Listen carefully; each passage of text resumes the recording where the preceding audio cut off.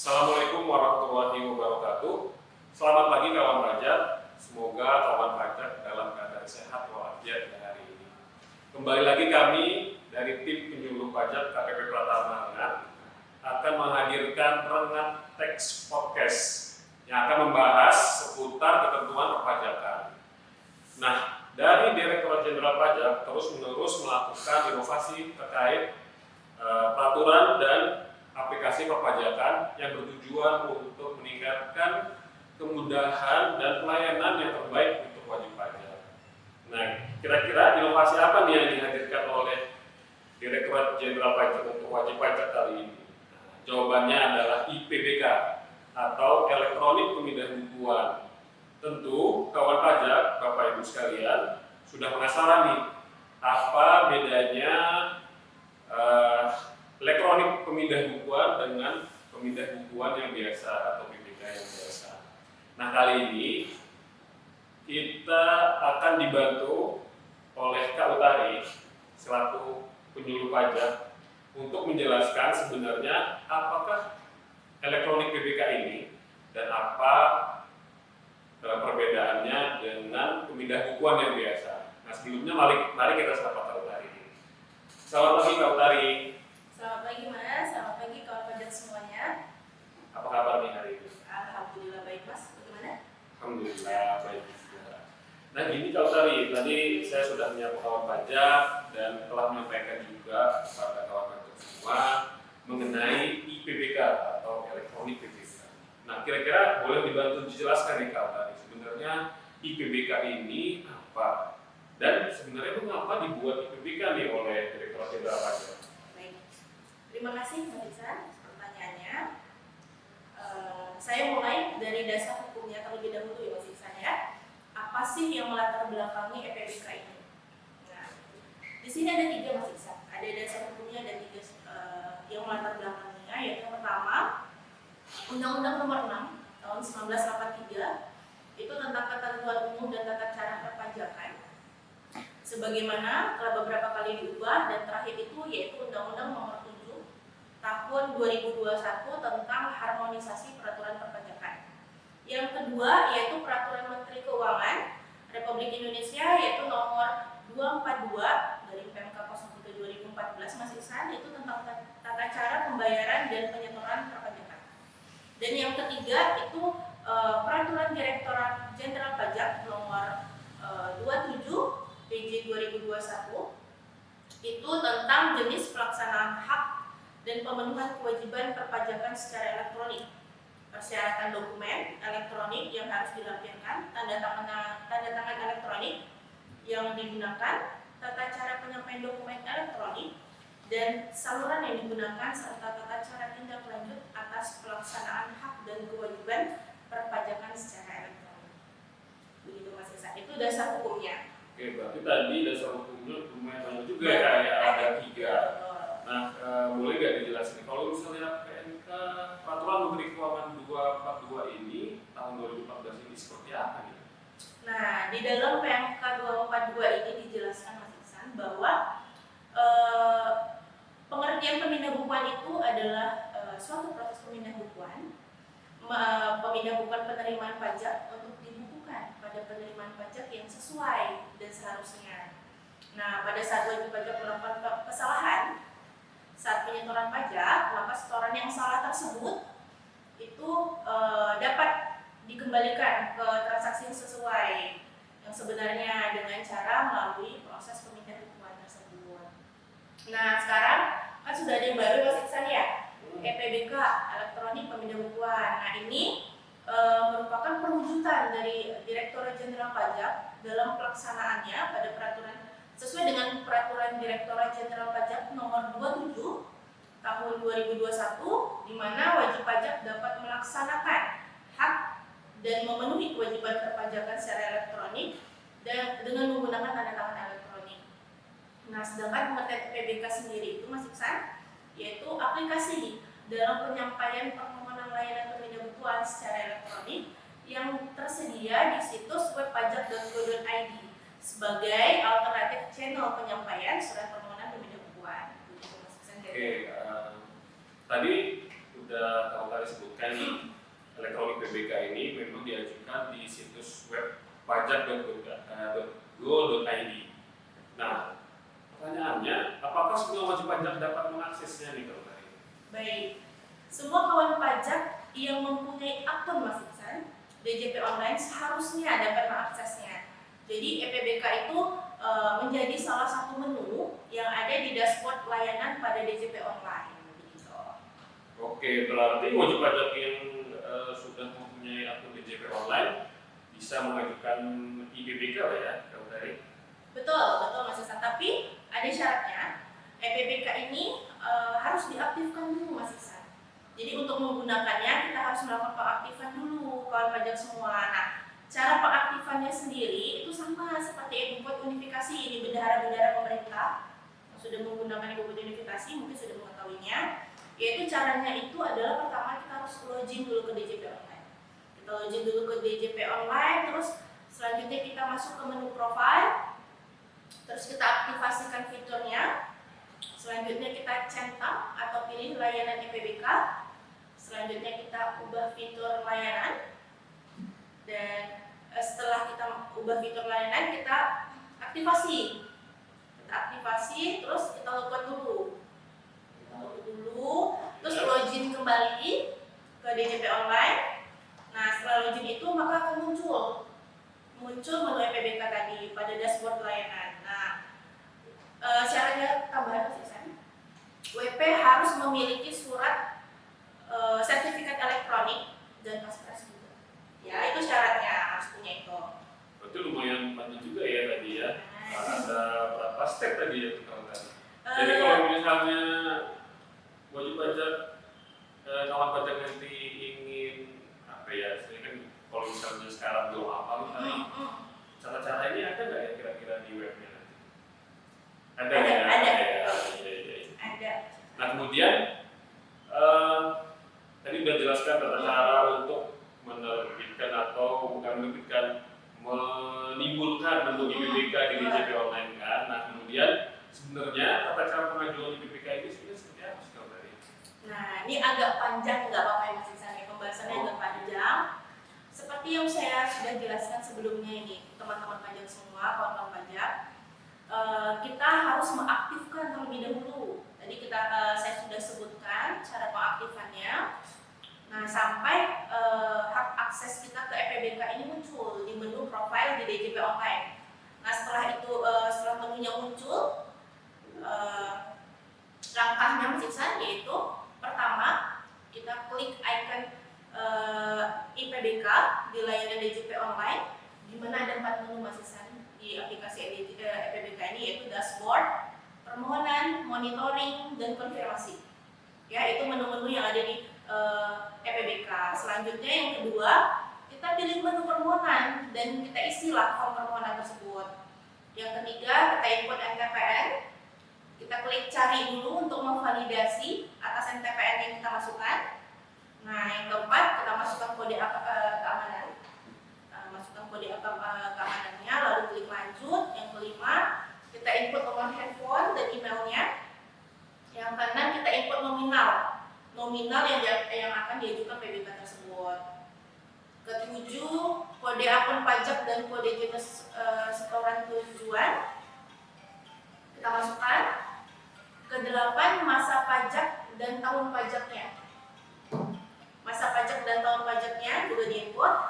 Kesembilan, input alasan diajukannya PBK. Jadi kita harus menginput ya Mas Iksan, apa alasannya mengajukan PBK, biasanya kesalahan setor, kesalahan masa, kesalahan tahun, begitu ya. Nah, setelah itu kita centang pernyataan persetujuan. Setelah kita centang pernyataan persetujuan, lalu kita simpan. Nah, setelah kita klik simpan, maka nanti Mas Iksan akan muncul ringkasan permohonan pemberitahuan yang sebelumnya telah kita isi. Jadi pastikan bahwa data yang kita isi tadi itu sudah benar, ya. Setelah kita cek, kita cross-check sudah benar semua penginputannya, selanjutnya kita harus menginput paspres. Makanya tadi saya bilang wajib pajak harus memiliki sertifikat elektronik dan paspres itu. Nah, setelah input paspres, lalu kita mengunggah sertifikat elektronik tersebut. tersebut. Nah, selanjutnya yaitu checklist. Nanti ada checklistan yang harus diisi, yang yaitu pernyataan saya yakin bahwa data permohonan pemindahan bukuan itu adalah benar dan telah sesuai. Jadi kawan pajak harus men-checklistnya.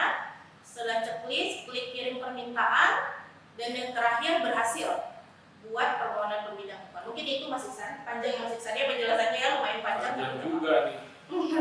Kawan pajak kira-kira nanti kalau yang belum bisa mencerna dari atau bisa mengartikan kata-kata dari Pak Tari, insya Allah nanti dalam melakukan pengikutan permohonan di BPK itu udah ada lah ya di sistem Pak Tari, udah tinggal next aja lah ya. Nah, jadi dengan BPK ini berarti kawan pajak ini bisa mengikut sendiri ya permohonannya, bisa menghemat waktu dan biaya dong ya. Betul, itulah salah satu keunggulannya. Jadi keunggulan PBK itu Mas Iksan, pertama kita bisa menghemat tenaga, waktu, dan biaya. Yang kedua itu go green, ya, go green. Jadi kita tidak perlu mencetak surat dan lampiran lagi, Mas Iksan. Yang ketiga itu EPBK ini ada fitur monitoringnya, Mas Iksan. Jadi monitoring atas saldo setoran yang akan di-PBK-kan. Jadi jika sudah pernah di PBK, maka di situ akan terlihat saldo setoran pajak yang masih dapat di PBK itu berapa. Dan selanjutnya ada fitur monitoring permohonannya sendiri, apakah sudah selesai atau belum. Jadi tidak perlu menanyakan KPP lagi, apakah permohonan saya sudah selesai atau belum, karena bisa dicek sendiri. Terus yang terakhir Mas Iksan, hasil PBK dapat dicetak sendiri oleh wajib pajak. Nah, itulah keunggulan-keunggulannya. Nah, ini sepertinya wajib pajak sangat membantu nih kalau misalnya dapat memanfaatkan fitur IPBK ini. Betul. Nah, tadi sudah dijelaskan di kawan pajak oleh kawan tadi cara melakukan PBK di DJP online. Kemudian juga sudah dijelaskan cara pengajuannya dan keunggulannya. Kemudian kira-kira nih kapan PBK ini bisa diajukan nih oleh wajib pajak ini? Baik, EPBK sendiri itu sebenarnya sudah diimplementasi secara nasional, Mas Iksan, kawan-kawan pajak semua. Jadi seharusnya semua WP yang telah memiliki sertifikat elektronik itu sudah dapat memanfaatkan aplikasi EPBK tersebut. Begitu. Oke. Kemudian pertanyaannya, apakah perlu melampirkan dokumen bukti penerimaan negara tadi, atau cukup cukup data nomor transaksi penerimaan negara aja nih Kak tadi? Kalau PBK yang lama kita masih melampirkan dokumen bukti penerimaan negara maksudnya. Sekarang sudah EPBK, nah di EPBK ini bukti penerimaan negara sudah tidak perlu lagi dilampirkan, sudah digantikan dengan data NKPN yang telah divalidasi oleh sistem waktu kita mengajukan permohonan. Tapi kemarin ada kawan pajak kita yang lapor ke helpdesk PPK kalau tadi. Jadi ada pesan muncul atau notifikasi muncul di sistem adalah data TPN not found. Sedangkan apabila TPN dicek melalui konfirmasi atau apa datanya muncul. Kira-kira apa yang penyebabnya? Memang ketika prosesnya pasti ada banyak kendala Mas Iksan ya. Kita terus menyempurnakan. Nah, itu kemungkinan jika NKPN tidak muncul ada beberapa kemungkinan penyebabnya Mas Iksan. Yang pertama itu kita harus cek dulu penerbit kode billingnya. Kenapa? Dalam hal kode billing yang diterbitkan oleh Direktorat Jenderal Bea Cukai itu PBK sementara belum bisa mengakomodasi PBK atas setoran dari kode billing diterbitkan oleh Direktorat Jenderal Bea Cukai. Nah, untuk PBK atas setoran dari kode billing yang diterbitkan Direktorat Jenderal Bea Cukai itu kami sarankan untuk menggunakan alternatif pemindah bukuan, ya, sampai dengan tersedia dalam aplikasi. Terus yang kedua itu kita cek lagi Mas Iksan ketetapan pengetikan NTPN-nya. Terkadang kemungkinan WP salah melakukan pengetikan. Misalnya yang rawan terjadi itu misalnya yang biasanya huruf itu harusnya 0, wajib pajak menulisnya O gitu. Jadi ya tidak terbaca gitu ya. Nah, yang ketiga coba deh kembali secara berkala dalam hal pembayaran NTPN baru dilakukan terdapat kemungkinan dan NTPN masih belum sinkron ya dengan SIDJP kita, masyarakat kita. Jadi WP disarankan mencoba kembali secara berkala gitu. Dan yang keempat seperti tadi, hubungi helpdesk KPP terdaftar. Nanti mudah-mudahan kita akan memberikan solusinya kenapa kita bantu gitu. Kemudian nih ada juga muncul pesan nih NTPN yang Anda gunakan terindikasi sudah pernah digunakan untuk membayar SPT. Gimana ya cara mengatasinya? Nah itu yang pertama mungkin bisa melakukan pengecekan pada SPT atau draft SPT terkait pada e-book atau e-fakturnya. Nah mungkin NTPN yang tersebut posisinya sudah pernah direkam, masih salah, sudah pernah direkam dan statusnya masih aktif di e-book atau e-faktur atau sudah dilaporkan dalam SPT. Nah yang kedua mungkin NTPN itu belum pernah dilaporkan dalam SPT. Nah jadi masih berupa draft SPT saja. Jadi disarankan untuk menghapus NTPN terlebih dahulu. Lalu jika menghendaki PBK atas NTPN tersebut, jadi hapus dulu kalau memang ingin di PBK-kan. Terus yang ketiga adalah jika NTPN tersebut sudah dilaporkan dalam SPT, maka aplikasi e-PBK piloting sementara itu belum mengakomodasi PBK atas setoran yang sudah pernah dilakukan dalam SPT, sekalipun SPT telah dilakukan kebetulan. Nah untuk PBK atas setoran yang sudah pernah dilaporkan dalam SPT disarankan untuk menggunakan alternatif permohonan PBK sampai dengan tersedia pengembangan aplikasi versi selanjutnya. Oh gitu ya. Kemudian saya mau tanya lagi nih, mungkin ada beberapa pertanyaan lagi nih. Kalau misalnya tadi udah dijelaskan mengenai permohonan IPBK ya yang selama ini yang inovasi terbaru lah di Direktorat Jenderal Pajak, saya ingin bertanya kalau misalnya gitu, kalau seperti itu berarti apakah permohonan manual yang dikirimkan melalui pos atau disampaikan oleh KPP akan ditiadakan nih kalau tadi?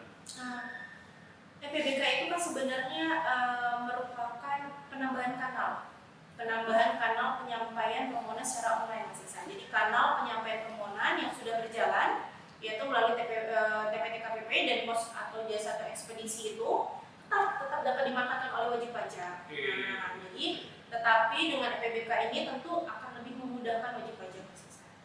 Kalau misalnya jangka waktunya kalau tadi apakah sama dengan permohonan PBK yang manual atau biasa? Baik, jangka waktunya sama. Manual dan PBK itu sama, yaitu selama dan merupakan layanan unggulan bagi Kementerian Keuangan, yaitu paling lama 20 hari setelah persyaratan kita terima lengkap.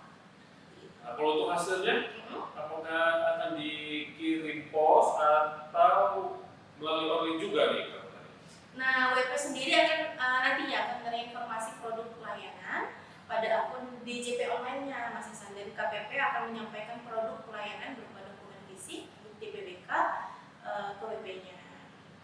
Oke, mungkin ini terakhir nih kawan pajak pertanyaannya. Kita sudah mendengar penjelasan mengenai IPBK saat ini. Kira-kira kan IPBK ini kan hanya baru terbatas ya Kak. Kira-kira ini ada nggak pengembangan IPBK versi selanjutnya nih Kak tadi? Pengembangan EPBK tersebut pasti akan kita lakukan pengembangan terus seiring dengan hasilnya. Ya, jadi kita lakukan evaluasi. Setelah kita lakukan implementasi nasional atas IPBK ini, versi pertama ini dengan mempertimbangkan kemampuan sistem informasi DJP, maka kita akan melakukan pengembangan lanjutan yang dapat dilakukan seperti PBK KNPP lain, ya, PBK untuk kode jenis setoran yang belum tersedia, PBK atas PBK dan SSP, PBK atas kelebihan pembayaran, dan PBK atas NTPN yang sudah dilakukan di SPT. Begitu Mas Iksan. Oke, baik, terima kasih kawan atas penjelasannya. Karena waktu kita juga yang terbatas nih kawan pajak, kita akhiri dulu podcast Rengat Teks hari ini. Dan juga kami mengucapkan terima kasih pada kawan pajak yang telah menyaksikan acara kami hari ini. Semoga podcast hari ini dapat membantu kawan pajak semua dalam memenuhi memenuhi permohonan pemindah bukuan wajib pajak. Oke, mungkin itu saja. Terima kasih juga saya ucapkan kepada Notari yang telah membantu dalam proses penjelasan dalam proses IPPK tersebut. Saya tutup episode kali ini. Assalamualaikum